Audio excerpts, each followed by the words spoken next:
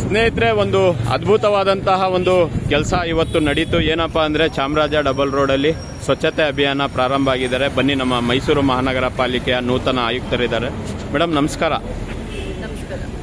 ಈ ಸ್ವಚ್ಛತೆಯ ವಿಚಾರದಲ್ಲಿ ಒಂದು ನಿಮ್ಮ ಅನಿಸಿಕೆ, ಒಂದು ಸಾರ್ವಜನಿಕರಲ್ಲಿ ನೀವು ಒಂದು ಅನಿಸಿಕೆನೋ ಅಭಿಪ್ರಾಯನೋ ಅಥವಾ ಮನವಿನೋ ಏನೋ ಒಂದು ಮಾಡಿ ಮೇಡಮ್.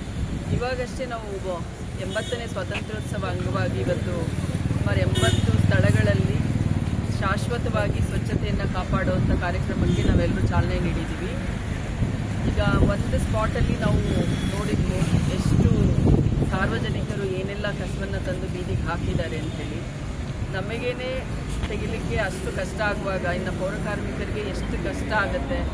ನಿಮಗೆ ಮನೆ ಮನೆಗೆ ಕಸವನ್ನು ಕಲೆಕ್ಟ್ ಮಾಡಲಿಕ್ಕೆ ನಾವು ವೆಹಿಕಲ್ ಕಳಿಸುವಾಗ ಆ ಸಮಯವನ್ನು ನಿಗದಿ ಮಾಡಿಕೊಂಡು ನೀವು ನಮ್ಮ ಕಸದ ಗಾಡಿಗಳಿಗೆ ಹಾಕಿದರೆ ಈ ರೀತಿ ಪೌರಕಾರ್ಮಿಕರು ಇಷ್ಟು ಅಶುದ್ಧ ಪರಿಸ್ಥಿತಿಯಲ್ಲಿ ಕಸವನ್ನು ಎತ್ತ ಪರಿಸ್ಥಿತಿ ಇರೋದಿಲ್ಲ.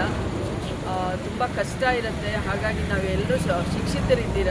ಕಸವನ್ನು ಬೀದಿಯಲ್ಲಿ ಹಾಕದೆ ಮನೆ ಮನೆ ಹತ್ರ ಬರುವಂತಹ ಪಾಲಿಕೆಯ ವಾಹನಗಳಿಗೆ ಹಾಕಬೇಕಾಗಿ ಕೋರ್ಕೊಳ್ತೇನೆ. ನಮ್ಮ ಜನಕ್ಕೆ ಮೇಡಮ್, ಮನವಿಗಿಂತ ಭಯ ಹುಟ್ಟಿಸಿದ್ರೇ ಅದು ಬಿಡೋದು. ಯಾಕಂದರೆ ಮೂಕ ಪ್ರಾಣಿ ಕಪ್ಪೆಗೆ ಹೊಡೆದ್ರೆ ಮಕ್ಕಳು ಮೂಕರಾಗಿ ಹುಡ್ತಾರೆ ಅಂದಿದ್ದಕ್ಕೆ ಇದುವರೆಗೂ ಅದಕ್ಕೆ ಹೊಡೆಯೋಕೆ ಹೋಗಲ್ಲ. ಹಾಗೆ ಕಸ ಹಾಕಿದ್ರೆ ಏನೋ ಒಂದು ಐತೆ ಅನ್ನೋ ಮಟ್ಟಿಗೆ ಭಯ ಹುಟ್ಟಿದ್ರೆ ಮಾತ್ರ ಅಲ್ಲಿ ಇಲ್ಲಿ ಕಸ ಬೀಳೋದು ತಪ್ಪುತ್ತೆ ಅಂತ ನನ್ನ ಅನಿಸಿಕೆ. ಇದ್ರ ಮೇಲೆ ಫೈನ್ ಎಲ್ಲ ಹಾಕಿ ಯಾರೆಲ್ಲ ಬೀದಿ ಕಸ ಸುರಿತಾರೆ ಅವ್ರ ಮೇಲೆ ಕೇಸ್ ಹಾಕ್ತಾರೆ. ಹೌದಾ? ಆಯಿತು ಮೇಡಮ್, ಧನ್ಯವಾದಗಳು.